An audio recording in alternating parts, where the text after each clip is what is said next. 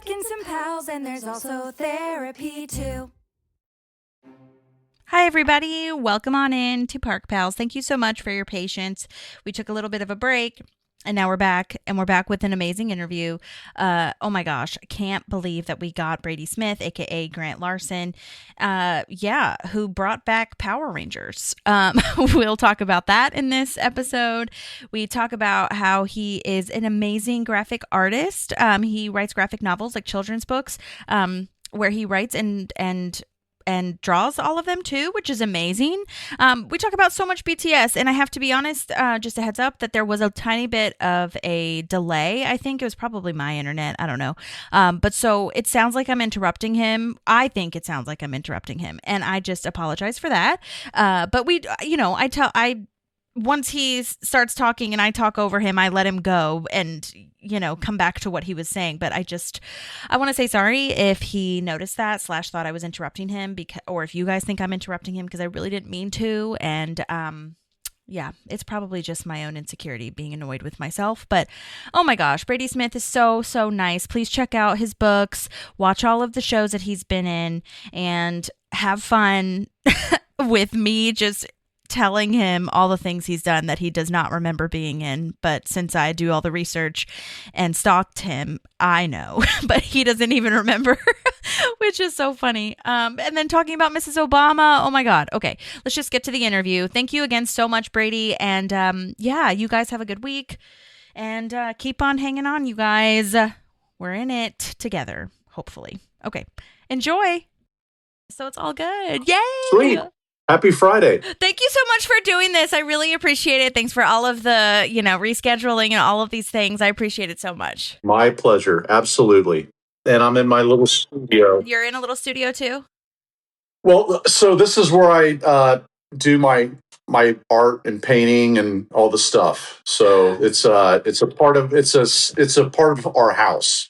But, we have 2 kids, 4 dogs, and 12 chickens. So it's quieter here than up there. Oh my God, so fun. Yeah. What so you do painting too? Oh my gosh, tell me all about that. Is that just like a hobby that you have, or do you really love it, or what's going on with that? Well, no, I mean I got my degree in fine art. So that's what I studied in college, and I've always illustrated and painted. I have a website with all my paintings. I had a solo art show last December here in LA, and 3 weeks ago, my 8th book came out. I do children's books and young reader graphic novels. So, yeah. That is so fun. Oh my gosh, I can't wait to look that up. That's what I do. Yeah. Oh my God, so fun.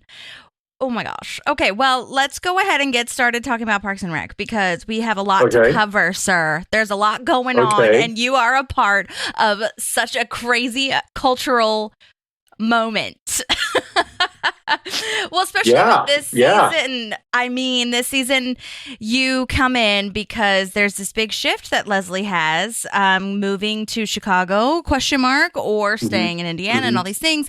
And so I'm curious, how did you get your job on Parks? How was the audition? Tell me about it. It was a typical audition. It was obviously it was way before COVID, where now a majority, if not all, auditions are done on Zoom, or you tape it and then send it in. This was actually an in-person audition, like it should be. I miss them, the actual human interaction. But yeah, went and auditioned, and then just tried to forget about it. And 2 weeks later, got the call that it was going to happen, and it was that easy. I mean, not easy, but that it went that seamlessly. That might be a better way to do it. When you're an actor and you're auditioning, I mean, you're that's the job, is the audition. Right. I think Tom Hanks said the job is the audition and the vacation is the work, and that's definitely how I felt on Parks and Rec. It was just a hoot the whole time. It was so much fun. Absolutely. Oh my gosh, that is very true. Yes, I don't think a lot of people understand that so much of acting is the unemployed audition process, the unpaid, I guess, audition process. Yeah. Yeah. But yeah, oh my gosh, do you remember if there like what sides you were given at the time at all, or like Oh was my it goodness, from that no. first episode? I'm It was guessing. from the first episode. Yeah, it was from the first episode. And then, the fun part about each show that you do is different. And what I remember and love the most about working on Parks and Rec is that, if I remember correctly, granted it was a long time ago and a lot of life has happened in between, but from what I remember is we stuck to the written dialogue. We did that for a take. And then whoever was directing that particular episode, they were just like, all right, have fun, go for it. And you would just kind of ad lib. And, that's a very freeing feeling when you're an actor. It's just a lot of fun. So a lot of the stuff that we did was improv. Yeah, I was going to ask if you got a chance to improv with Amy and the team as well. So, and I mean, speaking of the Yeah, I directors, it was definitely. like you've got Dean Holland, you've got Mike Schur, you've got Sam Means. Those are Mhm. all your episodes. Like, talk about heavy hitters and like talk about improv also, and the way and mockumentary style. Like, those guys are just really at the top of the pyramid. So, yeah. So, How often did you get to improv? Was it pretty much every take?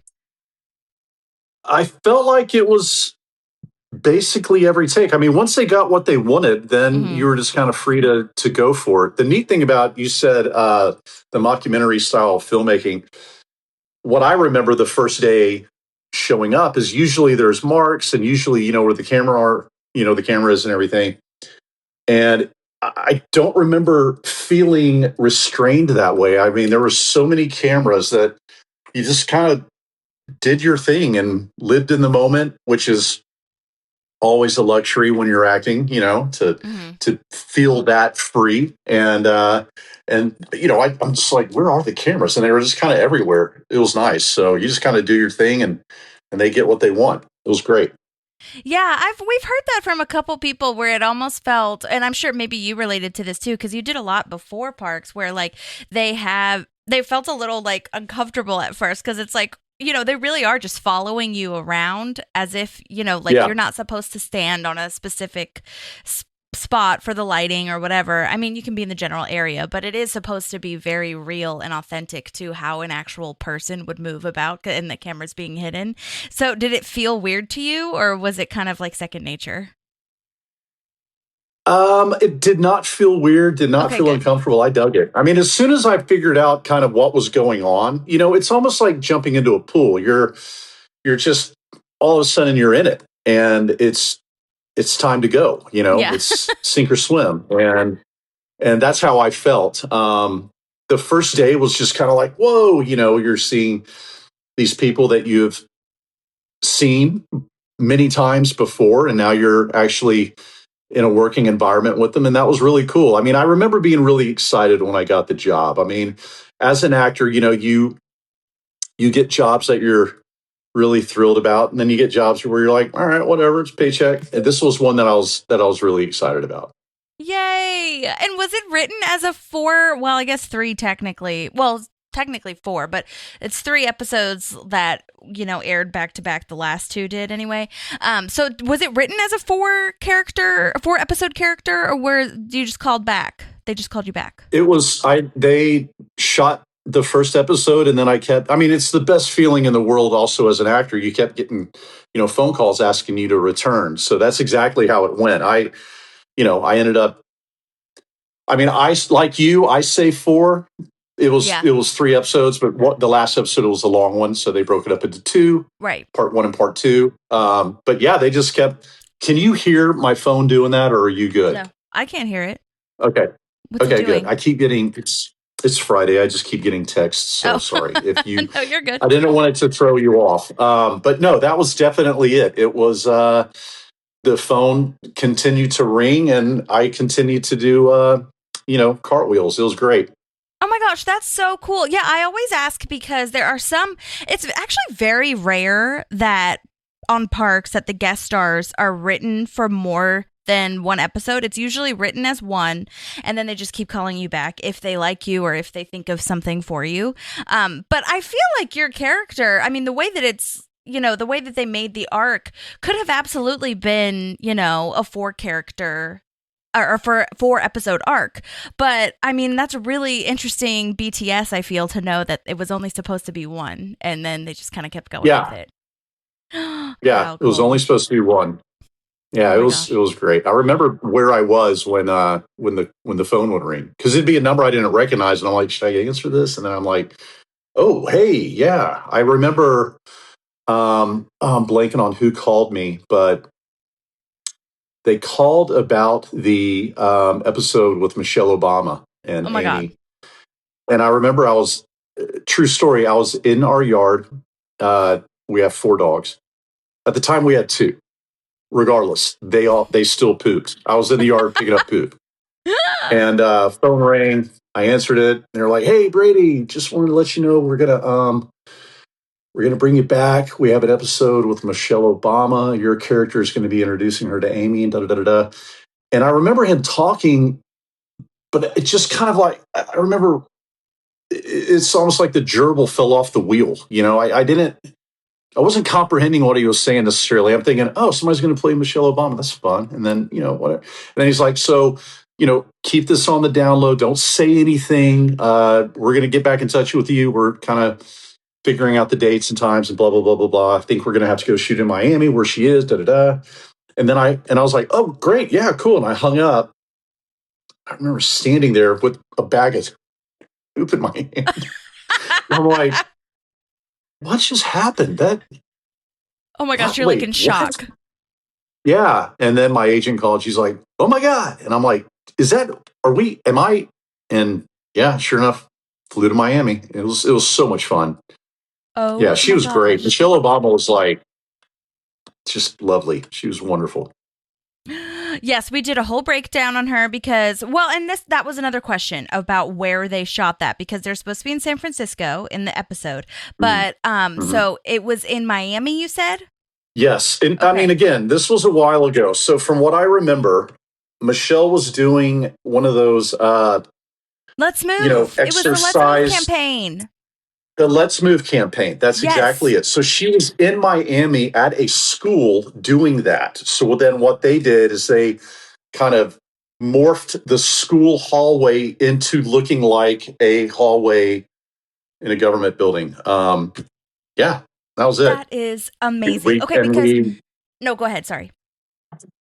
What I remember driving to set with Amy and a couple other people. I want to say the producer, director. I mean, there was a few people in the van, not many.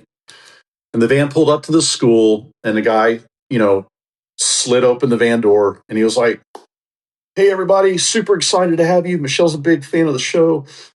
Blah, blah, blah. Just a heads up, don't put your hands in your pockets. We have a sniper up there, and up there. Have fun." And I remember going, oh, what? Whoa, there are snipers up there. And it was like, it was the real deal. I mean, there were, it was the real deal. There was like people everywhere. It was cool. Oh my gosh, amazing. Oh my gosh, I can't imagine that. Well, and so, okay. It was really cool, but also kind of like, whoa, this is crazy, legitimate. This is wild. You can't believe this is your life. Yeah. Well, the Secret Service part, especially the Secret Service part, like I remember because of where we shot that in the hallway, there wasn't a whole lot of room. So I remember there were marks.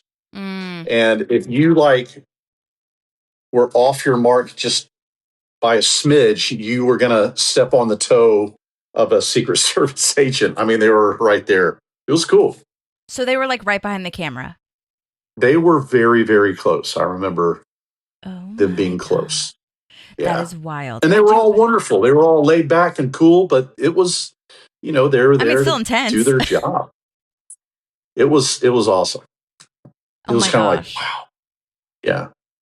I mean, I Yeah. remember Amy saying, or in my research, she had I think she was telling some magazine or something like this, or Michelle Obama was telling some magazine or something that she was doing that. And then Amy, I think, came out there to do the Let's Move, like to help her, or like she introduced her. She was involved in one of the events or something like this. And so that is all tracking and that all comes together now. Okay, great. And so how long were you out there? Like, did it take, like, how long did it take? Like a week? Less? Not However. very long. I think a couple of days. I Okay. want to say, I mean, again, it was a while ago. I know we flew there. It's the time difference is 3 hours, and went to dinner, went to bed, woke up, shot it, and then we might have flown back later that day. I don't remember. It was quick. Oh my gosh. It was a, And in it that was a scene, it's really just quick. you, Amy, and her. So it was just you three, Yeah, like, hanging out in the van, right? It would have just been you and Amy, and I'm guessing maybe the director or something, but oh my God. yeah, yeah, yeah. And how was Michelle? Like, oh my gosh, Mrs. Obama, queen, woman of everything. You said she was nice, but like, how was she acting and like on her marks? I mean, I feel like she would have everything down. Tell me about it. It was actually really funny. She was lovely, super down to earth, very, very self deprecating, and just cool. She was just cool, like Yeah. somebody you would want to spend time with. I mean, Yeah. I didn't ever feel a sense of hierarchy or, any of Mm-hmm. that stuff. She was just really, really laid back and fun. I remember we did a take, and she like crushed it, really, truly crushed it. And then we're like, all right, great, cut. And then I remember her saying some of the fact, like, was that it? Are we done? I want to do more. That was fun. And we are like, let's do more. That was fun. Yeah. Yes. Oh my gosh, that's amazing. And I mean, were you on the Yeah. inside like freaking out, or because you don't seem like it. You were definitely you're cool, calm, and collected on camera. There were, I remember, I don't, it wasn't necessarily freaking out, but I had a moment where I had this self realization of like, holy cow, man, this is a unique, memorable experience. Mm-hmm. In the moment, I was like, this is something. This is something. I'm getting an opportunity to do something not only really neat, but something that a lot of people don't get the opportunity to do. So I was grateful for that. Mm-hmm. Um, but again, in the moment, I'm just like wanting it to go well and not flub a line, and Mm-hmm. live truthfully in a imaginary moment and just do what I was hired to do. But it was like it again. I keep saying it was on, but that's just kind of how I felt about the whole experience of being on that show. It was just kind of like jump in and go for it, Mm-hmm. and that's a luxury, because a lot of jobs are not like that. So it was a lot of fun. Yeah, and I mean, by this point, I feel like they were pretty much a well-oiled machine. And like you said, as long as they got what they wanted, like scripted, that what was written, it was Mhm. like they had time to play and mess around a little bit. Mhm. So that makes a lot of sense. And I mean, at this point, were you a fan of the show before you got the So audition at all? I have to be totally honest with you, and That's okay. so I had never seen the show, and it wasn't because I didn't want to watch the show. I just hadn't seen the show at the Mm-hmm. time. My wife and I had.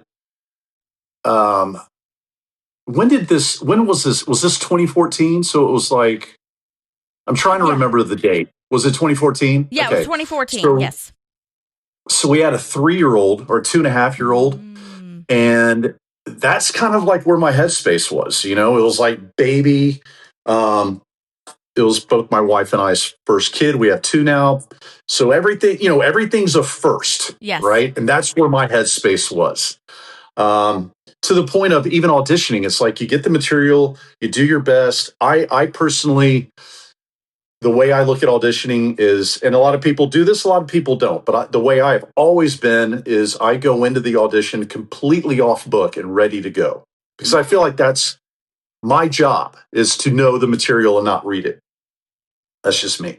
Mhm. So I remember working on it, going to the audition, a couple, however many days go by, I get it, I'm excited, but I had never seen the show because it's like, my wife and I were exhausted. We have a young Yeah. kid. It's like, just retired. I never saw Breaking Bad. I still haven't seen Breaking Bad. Oh my So it was gosh. all right when we were having, when we were young parents and Yes. new parents. So Yes. the funny thing is that I very quickly became aware of the cultural phenomenon that the show is, very quickly. Like, people are, look, we're talking about it right now, and it was 12 years ago. It's Nuts. bonkers. People love the show. So yeah, it's neat to be a part of. Again, so many years have gone by. I've done a lot of little roles in very big movies, and then lead roles in smaller movies. So I've done a good handful of work besides Parks and Rec. But to this day, I will be getting a coffee or doing something, and they're like, Grant Larson, to the point where I don't. Oh yeah, hey, what's up, man? Like Oh yeah, people. that's me. No, but truly, I remember the first time that happened, and the episode had just aired or something. And I remember I was trying to squeeze in like lunch, and I was somewhere off like Ventura Boulevard because I had to pick my kid up from preschool or something, and I had very, very short period of time, so I'm just focused on eating as fast as I can. And somebody sat down across the table from me, and I thought it was just typical, like, hey, is this seat taken type thing, and then whatever. No, have a seat. And he was like, oh man, this is crazy. And I truly, Holly, I was like, Like, are you talking to me? and yeah. And he goes, dude, Grant Larson, unbelievable. It's so cool. It's just, when stuff like that happens, it's neat, but it's a little odd. Well, there's a line. Little There's odd. a balance of like, this is really nice, but also kind of creepy. I've never, and again, I'm not saying either way is right or wrong. I personally have never been like a starstruck type dude. I realize that people are people. Some people just are in extraordinary situations, right? Mm-hmm.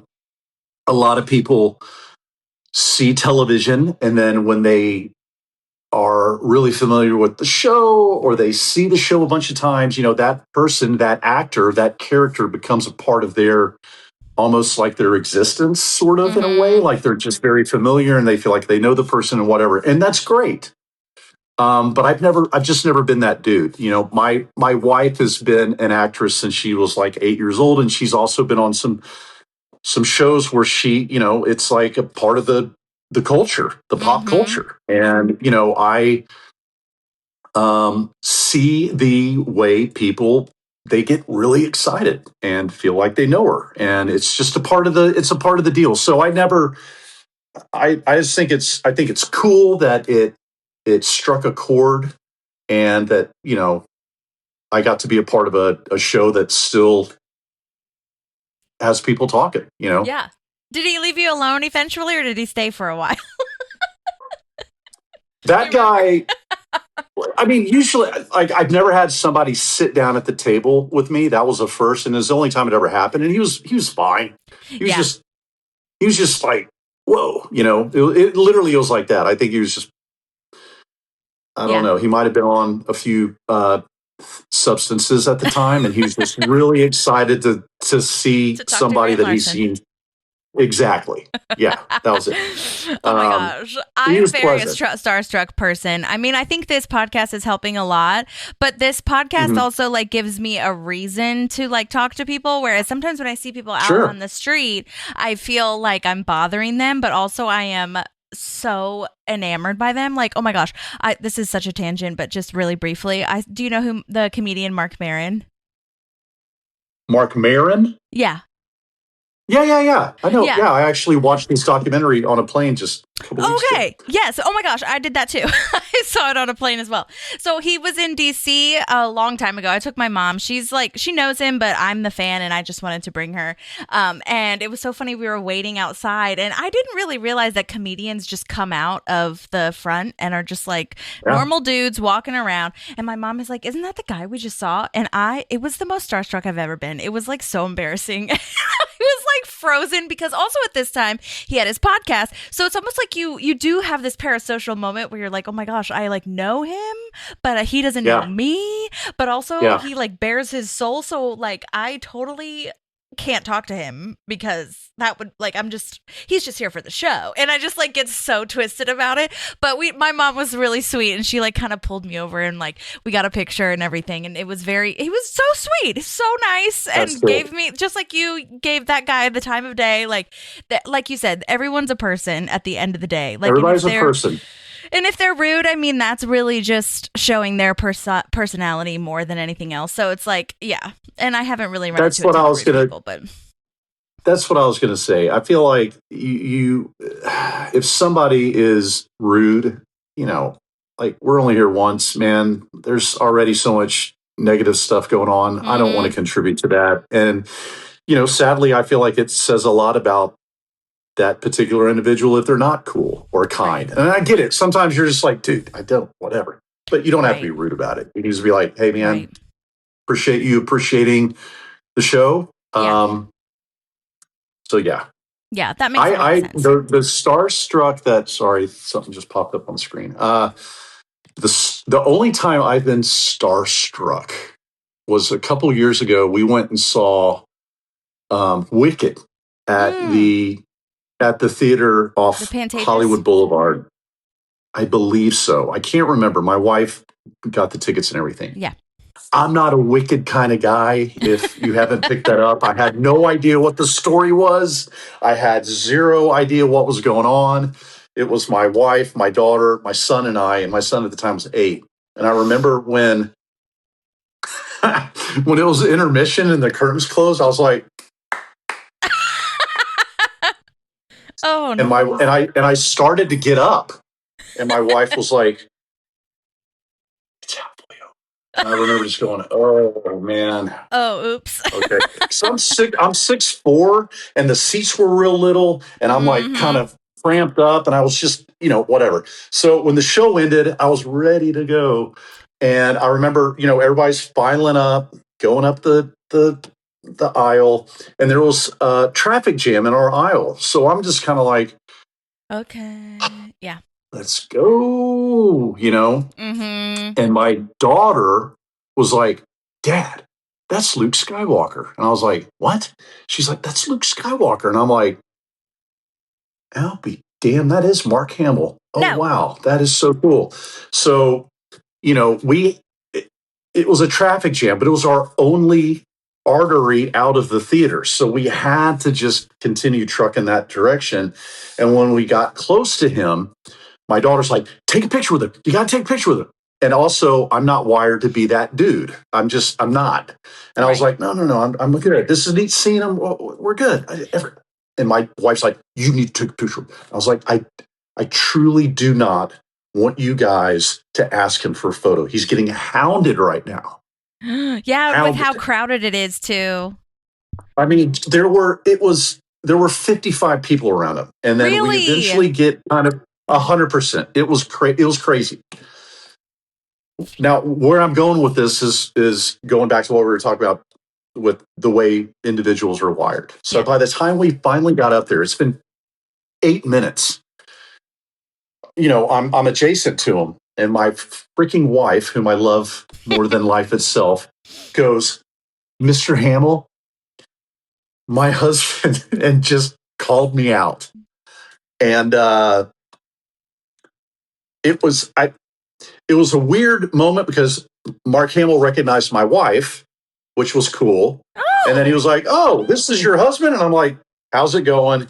And then my wife's like, he loves you. He's always loved you. You're Luke Skywalker. And I was like, I go, and he just kind of looked at me and I go, Mr. Hamill, I think it is incredibly cool to meet you, but I think it's even cooler that you're spending all the time with all these people, man. It just shows your true colors.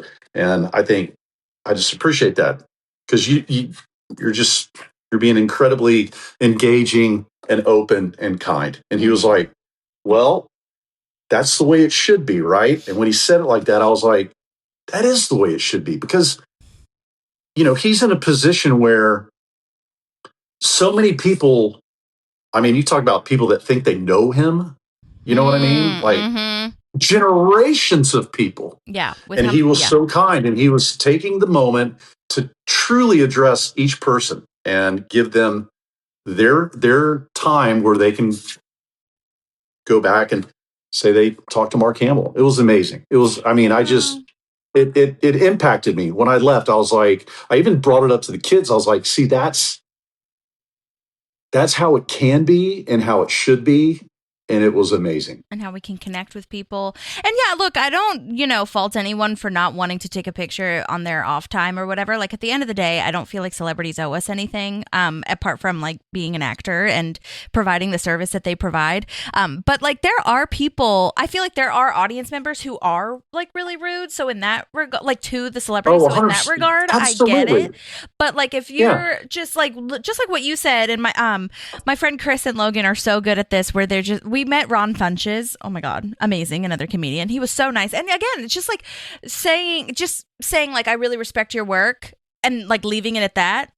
I think that's totally valid and acceptable. And they like to hear that. 100%. And it depends on where and when you say it. Yeah, that's true too. Yeah. Like maybe not at a funeral or a graveside or something. No. Toilet stall, read the room. let them be. Yeah. Right. Read the room. That's perfect. There's a perfect way to put it. Yeah. Oh my gosh. Well, thanks for going on that tangent with me. Oh my God. Amazing. I was going to ask if people recognize you from it, from Parks, because that makes the total sense that they would. I mean, if they're a gigantic Parks and Recs fan, absolutely. Yeah. Yeah.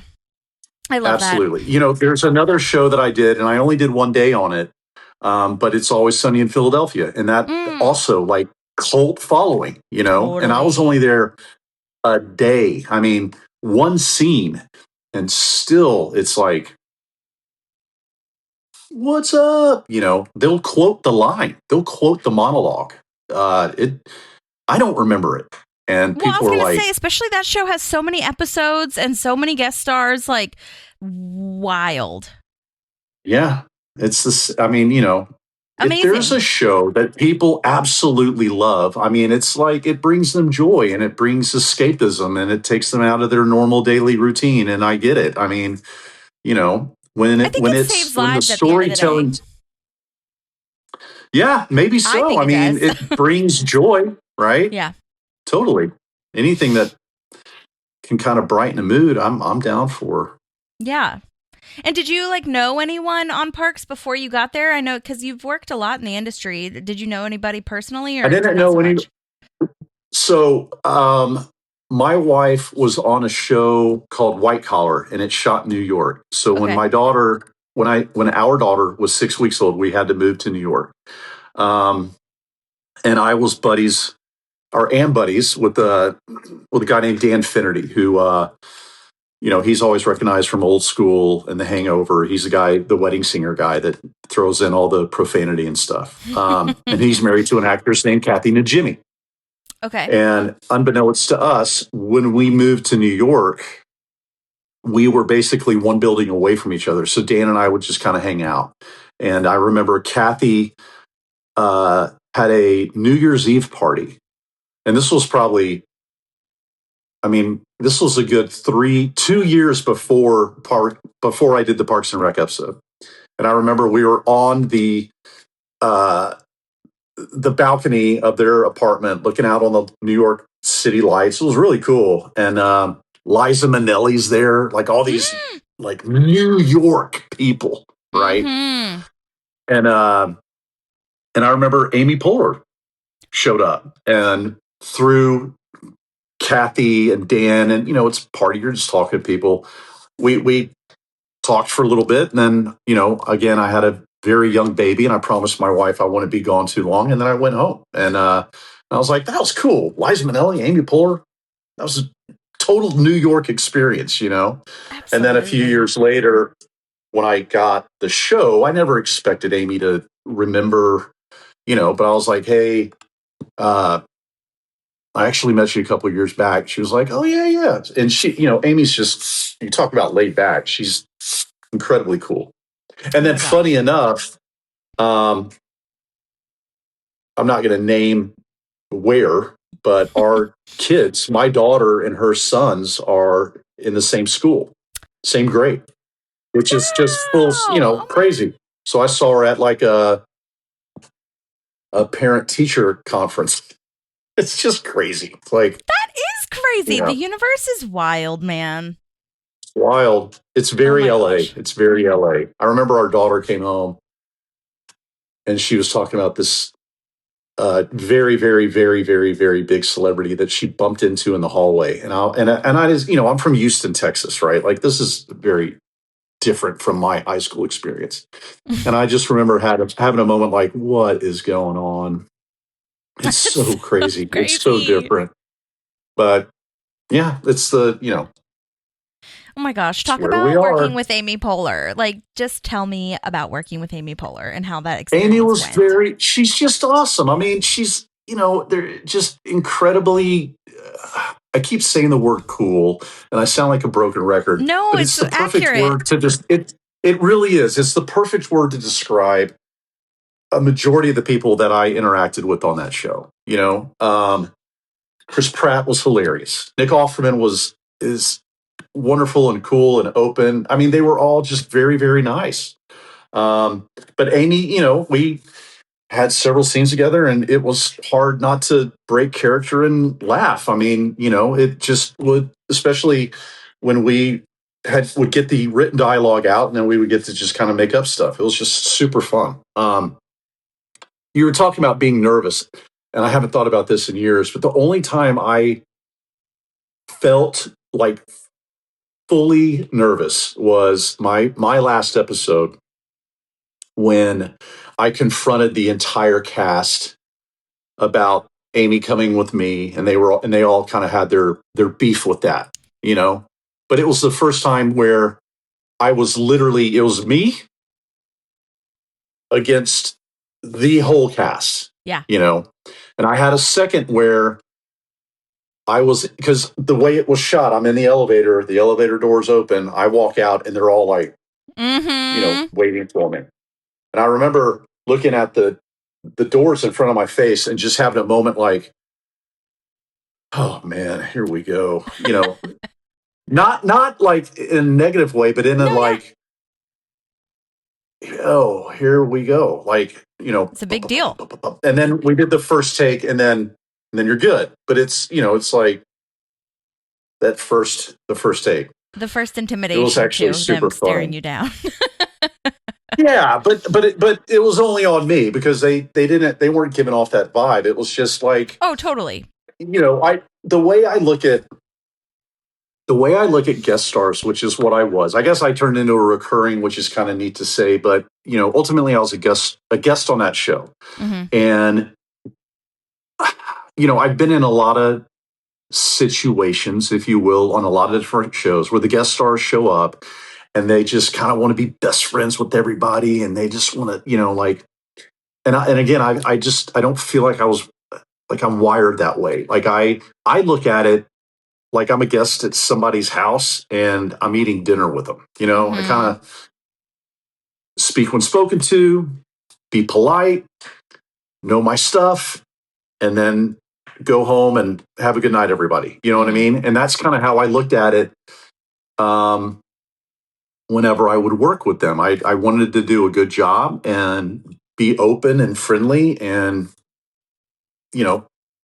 play ping pong and bounce stuff back and forth with the improv. And then ultimately, like, I had a great time. Thank you for having me, and adios.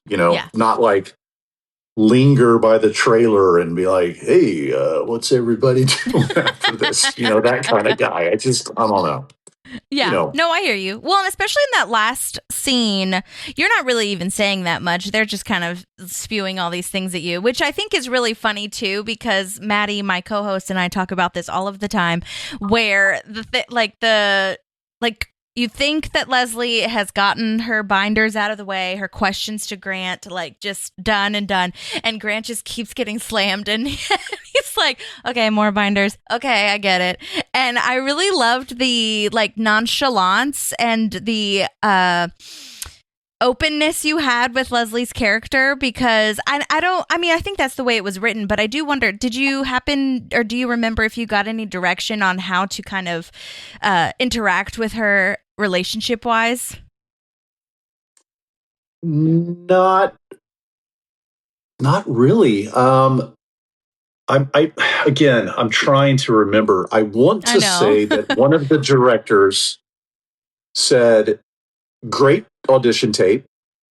Just keep doing what you did. Yeah. Which was incredibly sweet to say. However, a few weeks had gone by. I didn't remember what I did. I was like, oh, thank you. Thank you. Yeah. And then I remember oh, wow, I have no idea what I did. So I just was myself and just. Yeah. I mean, that's kind of what I was going to ask too. If you were kind of sinking into you, Brady, as Grant, which it sounds like from talking to you, it's very, kismet, I feel. It's not too much acting you were doing. Yeah, I could agree. Or how did you feel? Yeah, I guess absolutely. I should ask how you feel. No, I agree with that. I think I said it a minute ago. To me, I'm trying to figure out a way to word this where it doesn't sound all uppity and because I don't mean it that way. I mean it to be anti-uppity. The way I look at acting is that, and a lot of people might disagree, but I don't think you need to make it that hard. Ultimately, it's just you're listening and you're responding and you're living truthfully in an imaginary world. That's it. I mean, it's something that you and I are doing right now. You say words, I hear you, I have an opinion, I say something back. That's it. I'm not one of those deep method guys that I need to live. It's like, come on, man. What's that funny, that true story with Laurence Olivier with Dustin Hoffman about Marathon Man? I mean, it's a very famous story where he, I guess, overheard that. And granted, Dustin Hoffman was very young and supercharged. I mean, this is he might have been in his 30s, but he was running miles and miles and miles before work, before shooting, because he was playing a marathon runner. Mm-hmm. And Laurence Olivier heard that, and he was like, it's called acting. But again, I think every artist has their process, and totally. I think it's whatever. Look, what it boils down to is you do you, however you feel like you're accomplishing it, but be kind. That's my only thing. I can't stand when people are not. And I've done many, many shows where the stars, the series regulars, are complete tyrants. And I remember every time I get in my car and I'm driving home and I'm like, man, what a why does that have to be that way? Bummer.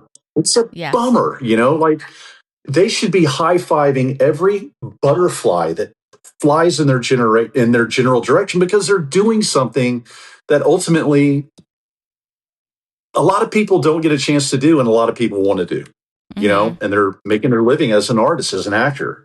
And some of them make very, very, very, very, very good living. So what's there to be bummed about, Yeah, totally. Anyway, that's my high horse. I'm stepping off now.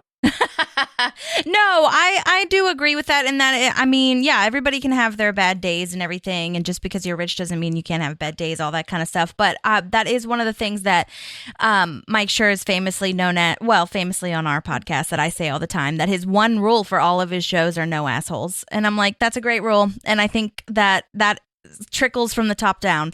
Like Amy was fantastic, and so was Mike, and they were all just like willing to be there for just willing there for the teamwork. I mean, that's really. Yeah. It doesn't matter if somebody random on set had a joke. It was just like, what are we doing in service to the show, to the story, to the everything, and why can't we just like have a decent time with it too?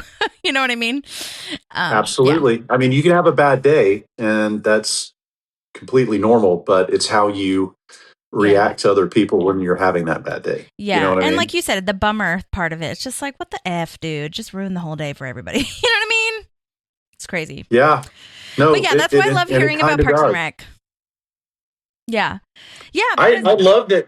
I have to tell you, in prep for us talking, I don't know if it's the algorithm or however social media works, but I have recently been getting these Parks and Rec blooper videos, on my feed. Love. And I've been watching them, and I'm like, golly, it's just so dang funny, man. I love it. I love it. I remember, I think like a week ago, I'm just scrolling. It's before bed, whatever. You got 15 minutes, just kind of downtime, decompress. And one of the actual bloopers from that scene I was telling you about, where I was confronting the entire cast, was there, and it just brought so much back. I was like, God, it's so funny. I mean, the only time I almost broke and ruined a take because I laughed was Chris Pratt's reply, because they were asking me, you work for the government, you should be able to do anything. Like, what can you do? And yeah, because you were a Power Ranger. You look like a Power Ranger. Chris Pratt asked if I could bring Power Rangers back, and I freaking, it took everything in my power to not guffaw. Like, just, it's so funny. Oh, man. You know what? I have a funny story about that. So we just reviewed Unity Concert, your last episode. I believe it was like, we took a little bit of a break. So I think it was like about a month ago that it came out. But when we were researching that, 2017 is when they rebooted Power Rangers, and 2017 is the year that they skipped to in season 7 after your episode. And it was like this crazy universe moment. I was like, that's not real. And I was like, oh my God, Grant Larson brought back Power Rangers. He did it. You did it, man. Did it. Without even realizing I did it. I totally did it. It's so amazing. Crazy. So when were you in an actual elevator? Do you remember? Because you were saying the doors were in front of you. Well, the doors were in front of me. I remember the doors opening, but it was a set. I mean, it wasn't like It doesn't like it go down or anything. Yeah. Okay. No, I don't think so. Again, I'm like kind of operating on memory here. Yeah. I don't think there was a rise or a decline. It just kind of, the doors open. But I remember they were reflective. And to add to my moment of nervousness, I'm like looking at myself, looking back at, you know what I mean? I remember they were like completely stainless steel, almost mirror reflective. Oh my gosh. It's so funny. Yeah. That is funny. Oh my gosh.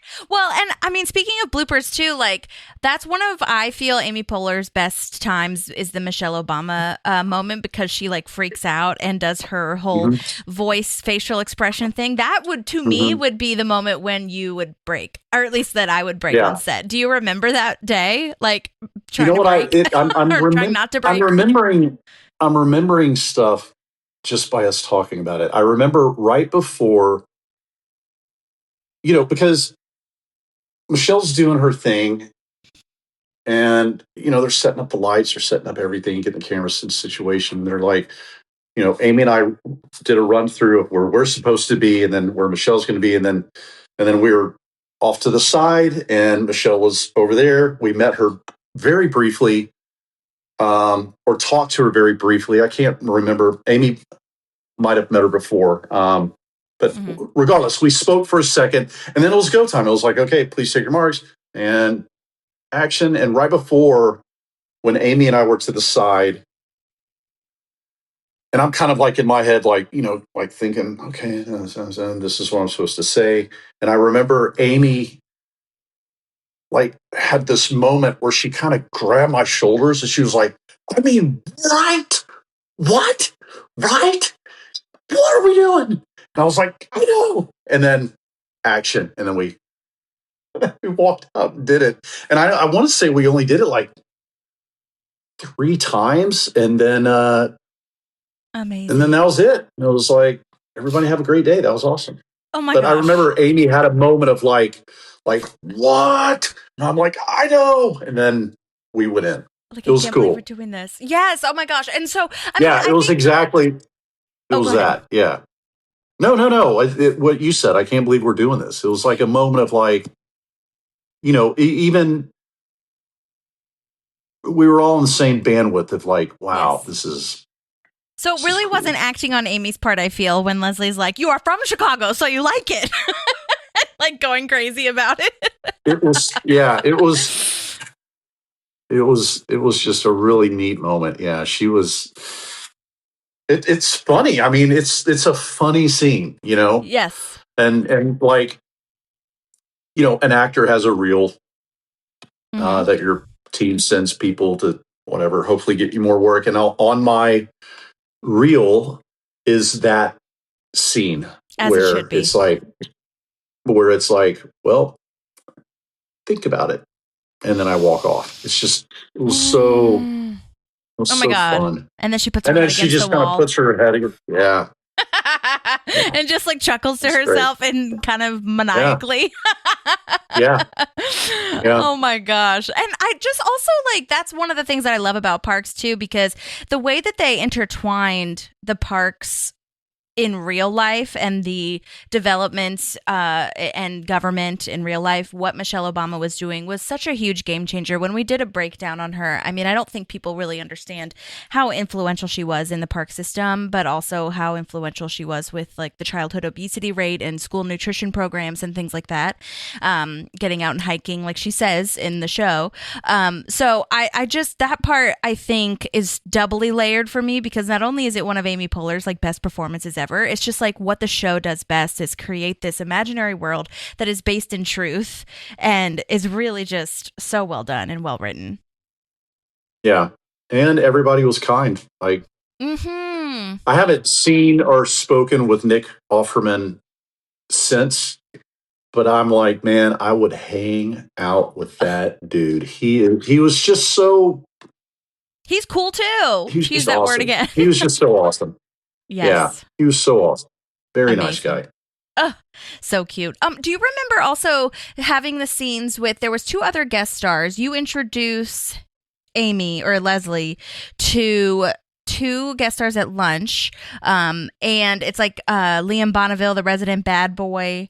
And do you remember that scene at all? Because I'm wondering if that's in Miami or if that. I remember Miami was just Michelle Obama, and you did. I remember the resident. I remember that description. This is the resident bad boy.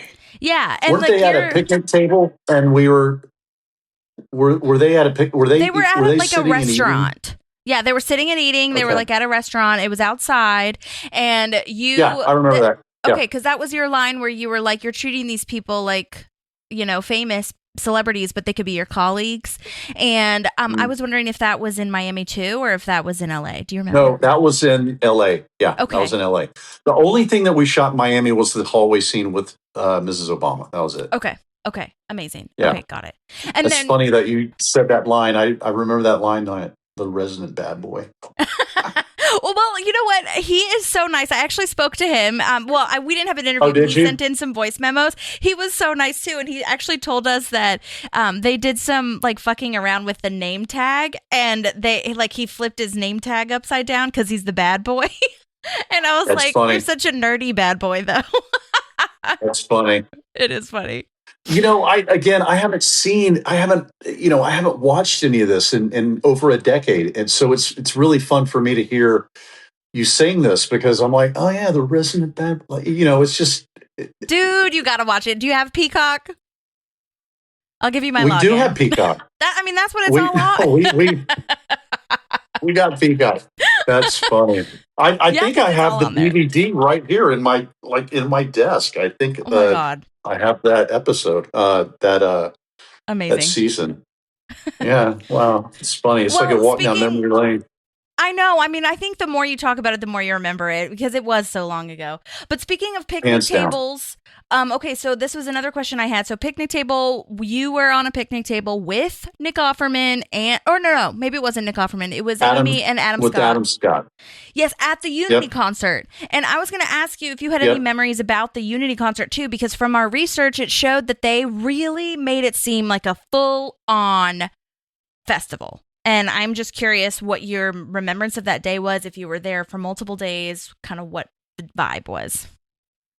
I can't remember if I was there for 1 or 2 days. I remember being really, really pumped because where they shot it was like a 7-minute drive from where I live. Ugh, amazing. And I remember being like, oh, sweet, because obviously driving in LA is just mess. Not a good time. It's a mess, traffic. So I was thrilled about that. I remember that at night they shot a lot of footage of the festival, like the concert and stuff. Again, going back to what I said earlier, I kind of show up, I do my thing, and then I'm like, have a good day, everybody. I didn't hang out. I didn't stay around for the concert, but I remember watching the episode and I was like, oh, sweet. They got some actual concert footage. When I was there, it was in the daytime, obviously, and they had a bunch of background actors walking around and stuff, but it wasn't the actual festival part. I think that was later. Mm-hmm. Okay, gotcha. So you didn't stick around. Okay, that's one of the questions I had. I did not. Yeah. Again, well, we had a little. I'm sure. I don't know if they would have said like, yeah, that's fine, or what they would have said. To be honest with you, so it's fine. I can guarantee you they are a laid back, cool bunch, and they'd be like, absolutely hang out. That's another way that they're wired. They're just laid back. I mean, it was. Yeah. Well, and especially awesome. For that episode, they Great had experience. like the most extras I think they've ever had for the show. It was like over 400 people. I mean, so you could have blended in. See, you have all the factoids. Like yes. I should be asking you questions. You're the one who, you're like that 400 people they shot at night. I didn't know that, but there was a lot of people there, a whole lot of people. Yeah, crazy. I mean, we are definitely like going deeper, I think, than any fan ever should. But I mean, we're not the only ones. It's crazy. These little factoids and like trivia moments I find on IMDb are so hilarious. That's how I found the Power Rangers thing. I was like, somebody really? found that out before me because it was on IMDb, like just on the trivia. That's a fun fact that I don't think a lot of people know about IMDb. If you scroll down, there's a little section that says trivia and quotes and soundtracks, and it's this whole thing. And I love BTS. I mean, that's one of the reasons I started this because I just love hearing behind the scenes stuff. But yeah, that's hilarious. I got a BTS for you. Yes. On the Power Rangers subject. Yeah. I am friendly with an actress named Erin Cahill. Okay. I've done a movie with her, and we've just stayed in touch. She's a lovely person, and she was one of the first Power Rangers. No. That's awesome. Yeah. Okay, which great. I also haven't thought about it forever, but there's a lot of Power Ranger talk right now. And I was know. Well, you brought Power Rangers back. Ranger. It was going to come up. I did. I Wait, keep forgetting that I did that. Erin Cahill. Erin Cahill. Yeah, she was, okay. I believe, the, I don't know, pink or red Power Ranger. I'm not sure. Yeah. But she was a Power Ranger back in the day. Yeah. Oh, that's amazing. I love that. Okay. What I am going to ask too is a question I ask all the guests is I know that you haven't watched a ton of it currently or whatever, but I am wondering, who do you relate to the most on the show? Like, for example, I relate the most to Leslie because I feel, very organized, but sometimes chaotic, but I try to be really generous and try to just do the right thing. And my friend Maddie relates a lot to Anne, even though she has some Leslie tendencies. So for you, what would your character be out of the main cast? And it can't be Grant Larson. I mean, I guess there would be parts of Nick Offerman's character and parts of Chris Pratt's character. just because I feel like we're in the same demographic and probably wired. I mean, I just remember the stuff that they find funny, I find funny. So Yeah.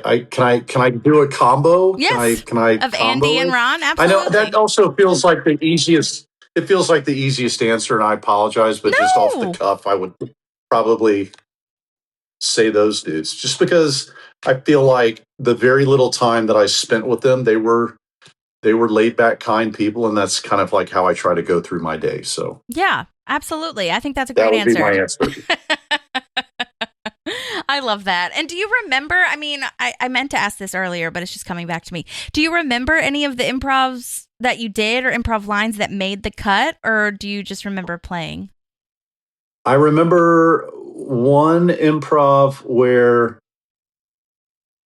um, again, trying to remember exactly, but I know. I think when they being the cast, when they're confronting Grant Larson about, you know, not wanting me to take Leslie away, um, they kind of like would ad lib stuff like, well, can you do this? And hence, hence Chris's, can you bring Power Rangers back line?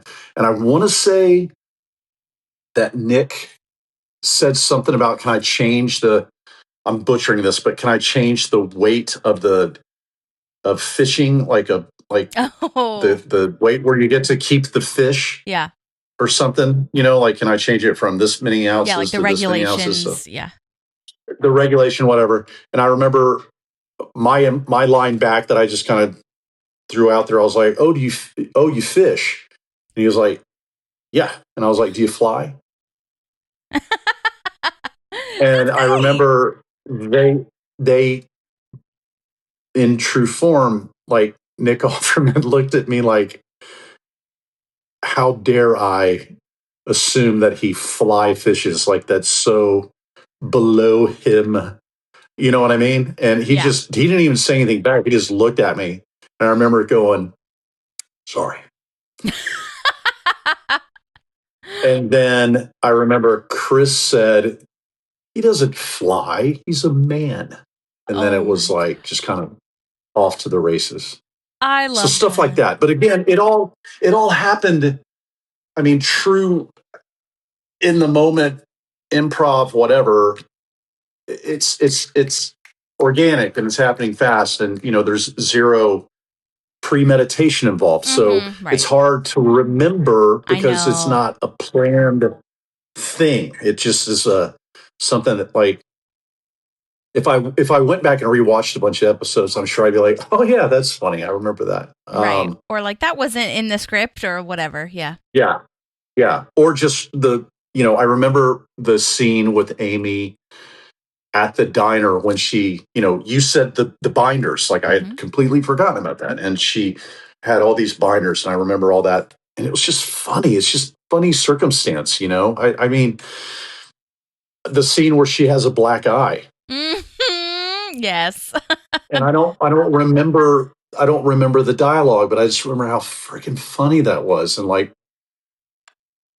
Yeah. just trying to keep a straight face, and just trying to get through the scene without cracking up. Like that Totally. was kind of my goal, and keeping it, you know, real to the moment and Yeah, well, and the situation. way that But they stretched it out too, to have you like be able to come back so often and then create the chemistry in order to improv and in order to have that kind of relationship is always nice. Because a lot of times yeah, with improv, especially on these shows, like you don't know the people because a lot of times you're just there for one day. So you just kind of have to yeah, roll with whatever chemistry you have. And a lot of times, if you have an improv background, you're really good at that. But the gift of being there for so long, or not so long, but like, long enough, longer than one episode is really nice. But that black eye episode, you're right, was hilarious. And that was where she had the big necklace too to try to distract you.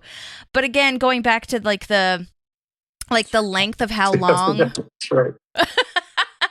the length of how long you were on, I think that episode in particular was like, I need an answer. And you were like, I've given you time, you've asked all your questions, like I Yeah, need an answer at this yeah, point. And she was like, okay, I'll think about it. yeah. What I remember vividly is just continuously getting a phone call to come back. And that was it was just phenomenal.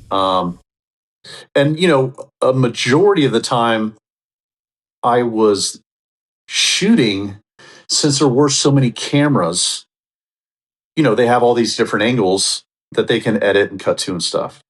So it wasn't like other experiences that I had on set where you're there for freaking hours and hours and hours. You see the sun come up, see the sun go down.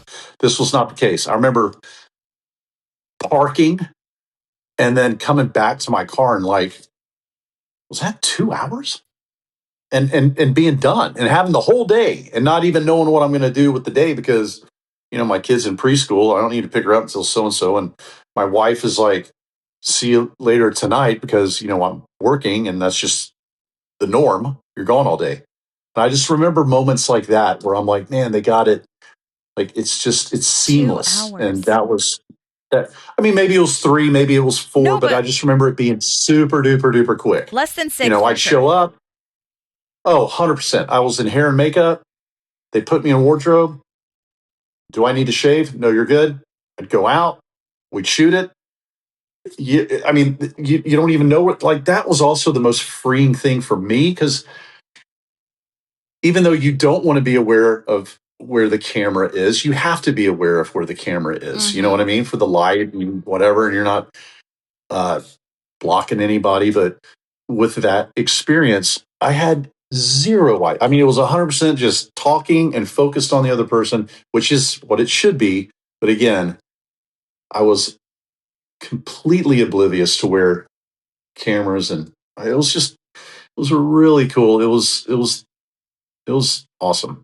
I loved it. I have nothing but good memories looking back at it. Do you feel like that helped you stay more in the moment, like more in the present, to not know where the cameras are? Because I could imagine like knowing where the cameras are, you're like, okay, I'm on camera. But with like that mockumentary style, it might seem a little bit more real. I know we talked about that kind of, but I'm just curious.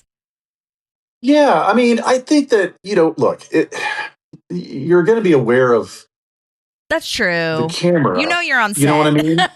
You're on set, and you know that you're saying what the writers wrote, and ultimately the writers are the funny ones, right? Like, I mean, the actors are funny, but they're saying the lines that are funny because the writers wrote them. You know, so you're privy to all that information, but it just was a different vibe. Yeah, maybe that's the best way to say it. Like, I'm aware that there are cameras there, but I'm not worried about them. Maybe that's the best way to put it. Totally. Because when you're doing a multicam or you're doing or one camera, especially, like, there's so much time goes into the camera setup and the lighting, and you have to be where you're supposed to be, or it doesn't work for the rest of the people involved, and there's so many people on set that are there to do their job, and you don't want to, at least the way I look at it is, I'm aware of other people and I don't want to be a hassle for them. Like, I want to do what I'm supposed to do, and then again, not to be a broken record, but say thank you, good stuff, and go home. And Now, I have heard from other people that Amy likes to rehearse her lines sometimes. Were you guys doing that at all, the scripted stuff? Do you remember? I'm sure that we were, but I don't remember it necessarily like it happening a lot. You know what I mean? I'm sure your stuff was shorter, but still.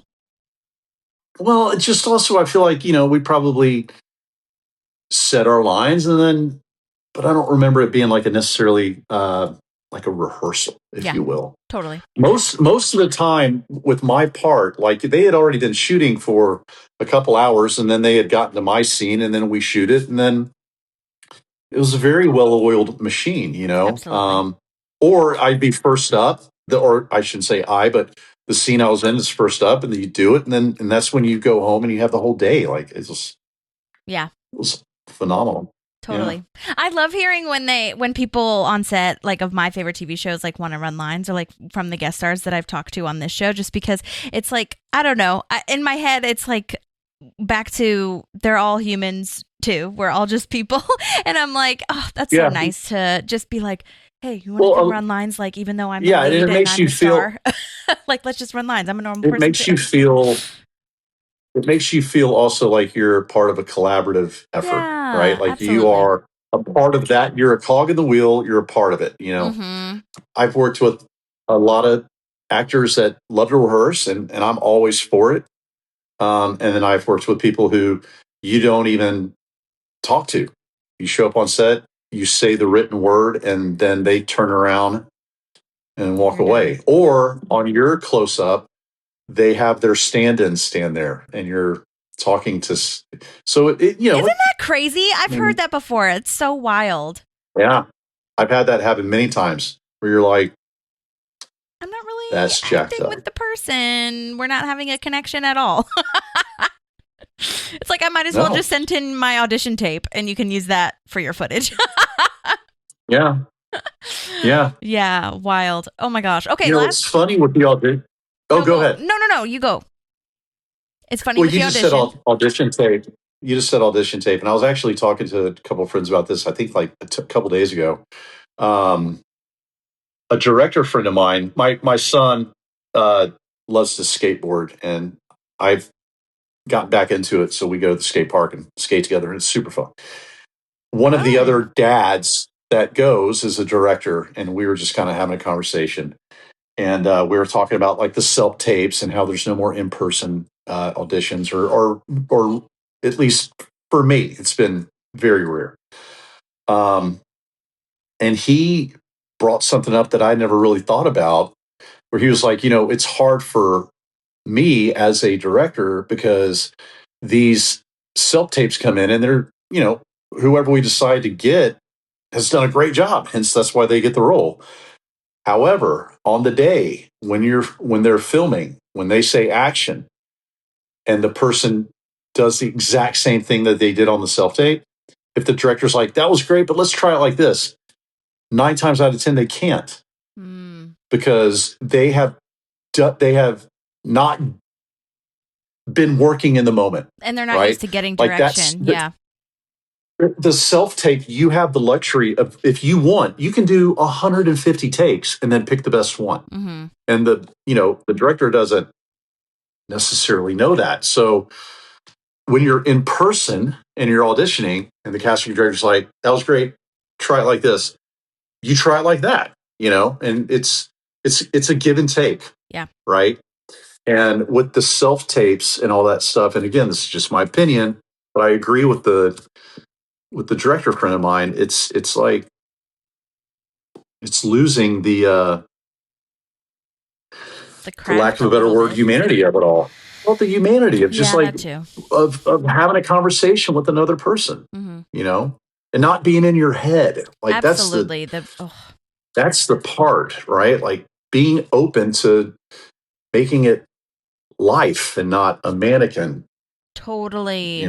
just I know. And like robot or feeding off something. of people's energies is such a huge part of the job. And like you said, collaboration. It's what you do all day, every day when you talk to somebody. Yeah. You're feeding off the other person. You're having a conversation, Yeah, totally. And I mean, so I'm an actor too. And that's the thing that I've definitely, in all my classes, they've said this, but I've been trying to take it into account as well, whether it's voiceover, commercial, TV, film, whatever, like to not do more than 3 takes because you just don't. It doesn't change. Like you think you're doing it differently because you're like, I'll just on the 4th take it'll be a little different. It's not. It's just like you and you're again, like you said, you're so in your head, and also to just kind of practice that what the audition process is actually like instead of like I can make it perfect, because that's not real either. Yeah. It's wild. And 9 times out of 10, when you're on set, I mean, you have to be available and go with the flow. It's not, you're not in your room with the iPhones on a tripod in front of you. Like it's not a necessarily 100% controlled environment, which is what makes it exciting. It's a collaborative art form. There's a lot of people doing a lot of things, and a lot of at all times, and you have to be, again, broken record, but you have to be open to that. Mm-hmm. Yeah, absolutely. What were you going to ask me? You had one last question. Oh yeah, I have one last question. Okay, so I saw that you were in 2 episodes of The Comeback, not the most recent one, but The Comeback, and I was wondering, I didn't actually see your episodes because I just saw this before we got on, but I'm curious how that was and if you remember your experience. Did you get to work with Lisa Kudrow? Tell me. Uh-oh. I love that you know all this stuff. It's so challenging for me because I'm like, You don't remember, do you? Dang it. I do know. So my wife and I are friends with Dan Bukatinsky. Okay. My wife has known him for years, and we're actually pretty friendly with him.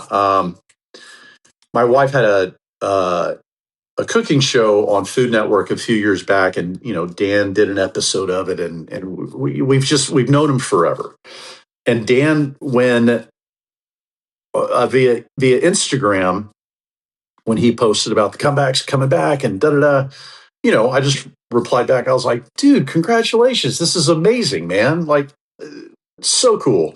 And he was like, he responded back something like, yeah, you will always be a part of its history or something. And I didn't know what he was talking about. I was like, cool. Okay. And he was like, yeah, no. And then he said my character name or something, which I think was, if I remember correctly, it was Mike from Dan's reply to the Instagram message or something. So I don't remember doing it. I remember auditioning for it. I do remember auditioning for it because it was one of my very, very, very, very first auditions. And I remember going in to the audition and Dan, before I knew Dan, because I don't know if I was even dating my wife at the time. I think I don't remember. Anyway, I remember Dan was behind the desk. Lisa was there, and the producers and whatever, director and stuff. And I remember being like the moment I told you about before the elevators opened, right? Where I had been doing stuff for years before that. This was one of my first, so it was like nervous times 100. I remember wondering if they could hear my heart. I was so nervous because I was doing it in front of Lisa Kudrow, and I was just like, what? Crazy. And I think I remember that more than actually acting. I remember there was something like I remember there was a file cabinet in the scene or something. Like, I just remember, I don't know if there's, I'll have to go back. Have you seen footage of it? I don't know if I've ever even seen I it. haven't watched it, yeah, because I just saw it before I got on with you. I was like, oh my God, you were on The Comeback. Because my thing. That was like, it was a while 10 ago. years before Parks and Rec. I mean, that was like 20 years ago. And watching it, crazy. Lisa is so good. Oh my God. But watching it is heartbreaking sometimes because the way that dude treats her, but like she wrote it that way. And there's all these jokes that she says too, where she's always like, first of all, people just didn't really get it. Execs didn't get it, whatever. But secondly, people would always kind of ask her, like, I think it was Conan, because her and Conan are friends. And I've listened to them on each other's podcasts or on his podcast. But Conan was like, who's like making you say this stuff? Like, who's writing this? And she's like, me. Like, I did that. But it's because like they're like, it's so awkward. A lot of it's very cringe. Like, but this was like a different kind of cringe than The Office, but in the same kind of vein. And so I didn't stick with it. But again, I started watching that so long ago, and so I really need to watch it again. But I just saw it on IMDb, and I was like, oh my God, because I'm a huge Friends fan, as most of us are. But I love Lisa Kudrow very much. Yeah, I remember. I think that it has been 21 years since the second season of The Comeback, and like it's been like the longest in between of a show's return or something, like 21 years or something. Totally bonkers. I know, it's wild. Yeah. So yeah, that's funny though that you just. This is fun. What? Tell me what else Tell me what else I've done. I don't remember. Well, you've done a lot of procedurals, a lot of like CSI stuff and NCIS, all that kind of stuff. I have done a lot of CSI.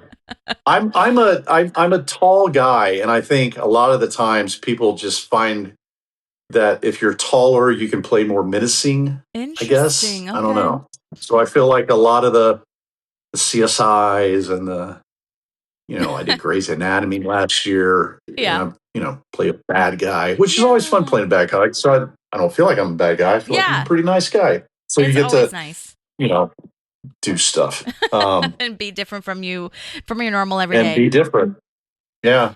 Okay, so Those okay, is there CSIs, anything that man. we can promote for you or talk about for you? Like, is your paintings out? Are your paintings out right now? Are you selling them? Is there a web? You said there's a website. There is a website. Yeah, my website's just my name, bradysmith.com. Okay, I'll post it in the show notes. Thank you. And then my Instagram obviously is always fun for me if you Peruse. throw that in there. But yeah, no, the books. I mean, the books are Oh super. yeah, The books are super important. I feel like since all the writer yeah. strikes and all the stuff, but like this is a young reader graphic novel. It's 203 pages long, and it's like I Oh wrote and illustrated it, and it's my god, it literally just came out. Like that's it's the amazing. it's my eighth book since What's it called? 2019. So it's a young reader graphic novel series. This is book two. Book one is Maxwell Dark Nightmare Hunter. This is Maxwell Dark Bad Blood, and basically it. My wife and I's son a few years back was having horrible night terrors, like horrible night terrors, Mm. and I came up with a character, basically a 12-year-old boy who has the ability to travel into other kids' nightmares and help them fight what's scaring them. Oh my god, that's so cool. And that's the book series. So yeah, we're pitching it. Wow. See what happens. Pitching it as a show. So yeah. Oh my god. Or do you think animated or action? Uh, I think that it could work both ways. I have another show. I have another young reader graphic novel series called Louie and Bear in the Land of Anything Goes, and it's skewed for a little bit younger audience, and we're trying to make that a show as well. That's definitely animated. Maxwell Dark, I feel like could Okay. be either, especially with Okay. the popularity of like Stranger Things and Wednesday and all that stuff. But Yeah. the entertainment business right now is very, very uh, just I want to say fragile and funky. It's just a weird, Mhm. weird time with all the streaming. So it's weird. It's like there's less. I can only speak for myself, but there's less opportunity. So my wife just did a show that was picked up. It comes on later this year on Disney Plus. Um, Hmm. but that was shot in Vancouver. You know, um, Yeah. so my point is that I'm not very good at sitting still. And again, I got my degree in fine art. Mhm. So I am just incredibly grateful that even when there is slow down times, as in the showbiz acting universe, that I am incredibly creatively fulfilled doing these books. I mean, it's the books are joyful, but the hardest freaking thing. I mean, it's like more work than you can shake a stick at. But I'm grateful for it. But it's like I'm writing a book, but not only writing a 200-page book, I'm Yeah, it's drawing long. it as well. It's like And the so. amount I'm of detail that goes into graphic novels is telling you, insane. I feel so lucky to be able to do it. I really do because I feel like I'd go bonkers if I didn't. Waiting, I joke that the reason I started doing books is because I'm just not good at waiting for you know phone calls from agents or Yeah. managers and stuff. Like I want Yep. to feel busy and I want to feel like I'm being creative on a daily basis. So it's painting Yeah, that makes and sense. writing and drawing and all that. Yeah, Yeah. So do you have like an author, a writer's agent as well, and a publisher and all that kind of stuff too?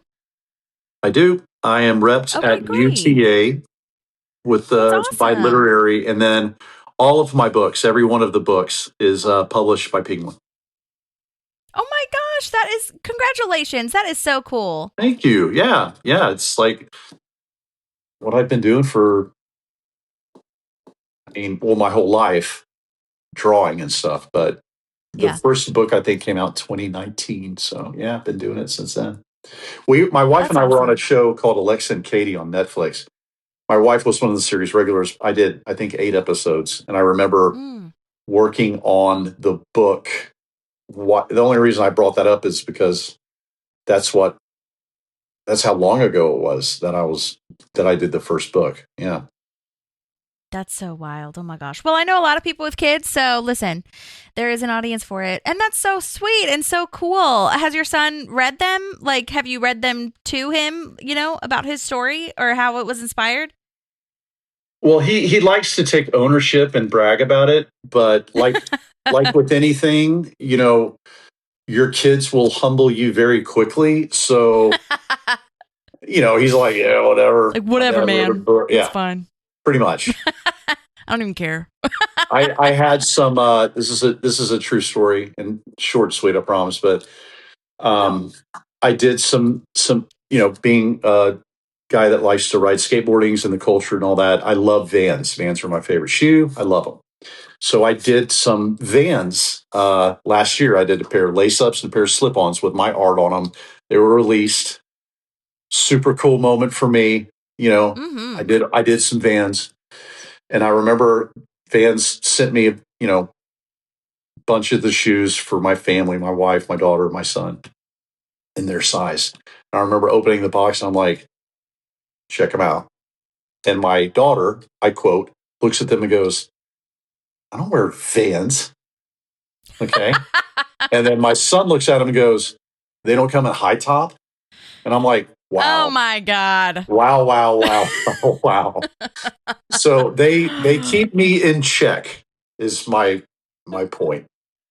Oh my God, that's so funny. Have you seen Tina Fey's talking about her kids where she relates it to having like an office crush where you'll go up to your kids' room and be like, "Hey, so like I think we're going to have like dinner later maybe? Like if you want to come, it's totally fine. If not, it's like That's not a big deal. It's yeah, like whatever. But that's like it'd be funny. really cool." That's funny. It's such a good relation Yeah. uh you It's know. definitely more like that with our soon to be 16-year-old daughter for sure. Maybe it's more of a Yeah. teenager thing. Yeah. The Yes. 10-year-old's like, I'm hungry. What are we having? Yeah. Boy. Love that. Were you about Yeah. to say something about CSI, by the way? I feel like I cut you off.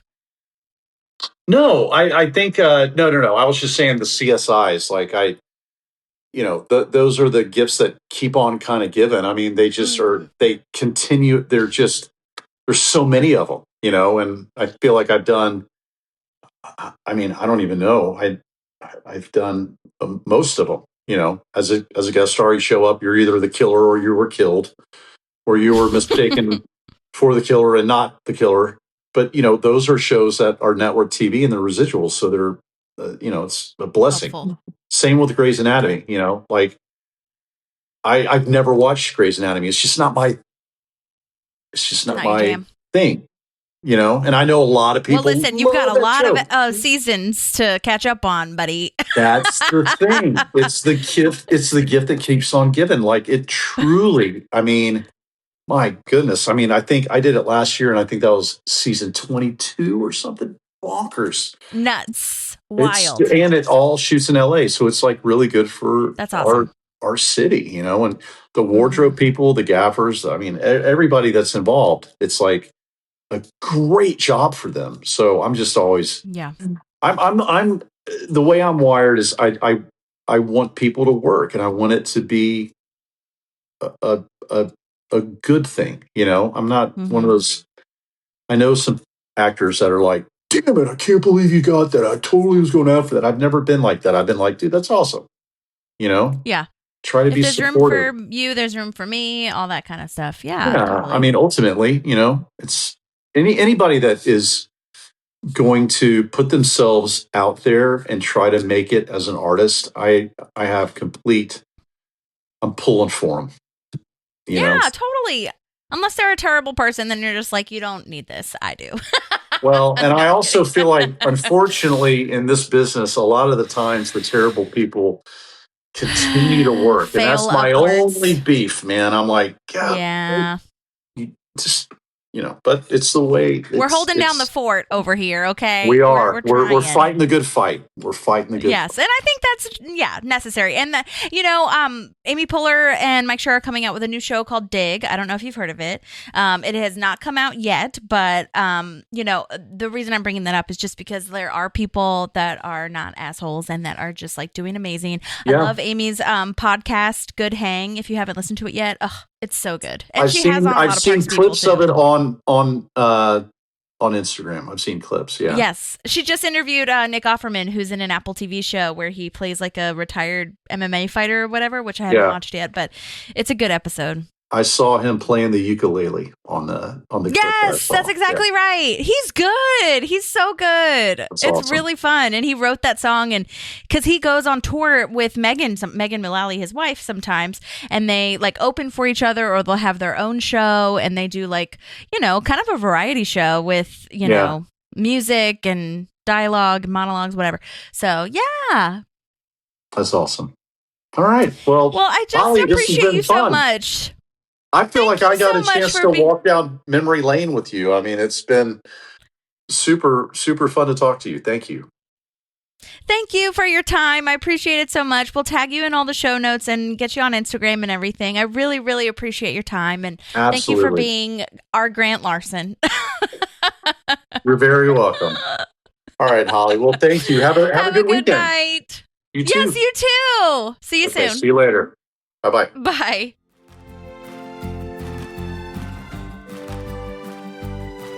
There's a park and some pals, and there's also therapy too.